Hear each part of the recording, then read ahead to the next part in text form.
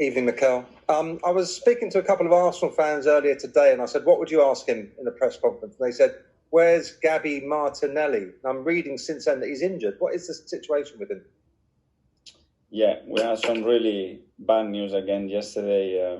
In training, in the last action, he got hit by another player and he's damaged his knee. The doctor are assessing the extent of the injury, but it's not looking good at all.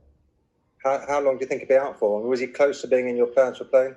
We don't know, but it's looking months. This is a really bad run of injuries, isn't it? Is there anything you can put that down to? Well, if the two players bang each other, or if what happened with Pablo on his own, and a lot that we have in recent months, they are not muscular injuries, they are more traumatic injuries. But yeah, again, we've been really unlucky with that, and we have to deal with it.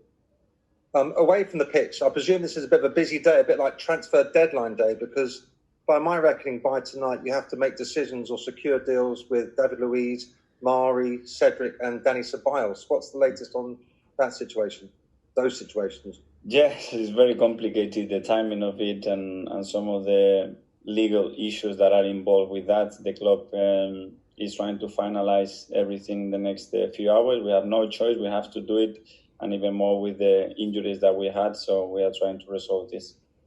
Are you confident you'll have all of those players at your disposal, or do you think you'll have to do without one or two of them?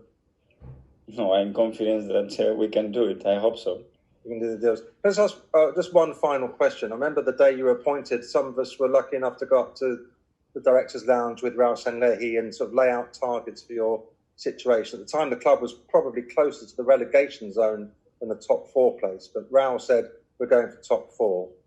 Now, looking at other sort of big clubs, Liverpool and Chelsea really did well when they had a season out of Europe. Have you considered that it could almost be a benefit if next season you've got no European football to distract you? I don't know. I'm telling you that I'm going to try to win the rest of the games, that's for sure, and not look more far behind than that. We have some examples there that it helped them in difficult situations when they were involved with the clubs, but it doesn't give you any guarantees. I want to win football games. I want to play in Europe next year. This is what this club has to be doing, and it's our responsibility to try to do that. Cheers, thanks. Thank you. Thanks, Nick. Couple from Charles Watts at goal. Hi, Mikel. How are you? Hello. Just on the deals you were just talking about there, can you just confirm with whether Pablo Mari, is that Flamengo have said that deal is done and he's going to permanently be an Arsenal player? Can you just talk a little bit about that and say whether or not that's true or not, and how that deal's happened?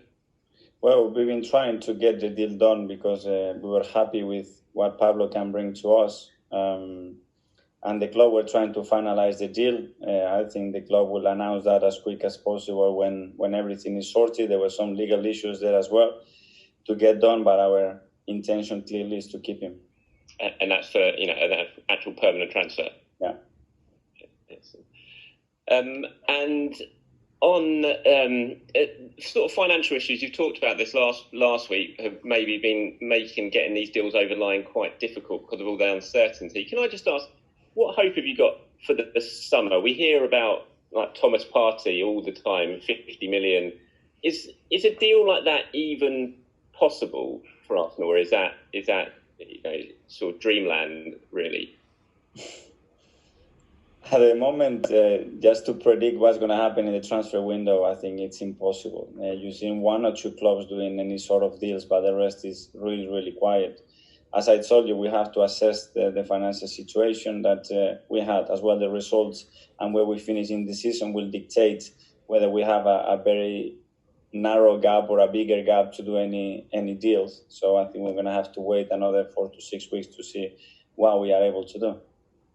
And just lastly, on Cedric, we hear that may well be something you're hoping to turn permanent as well. Is that the plan with him?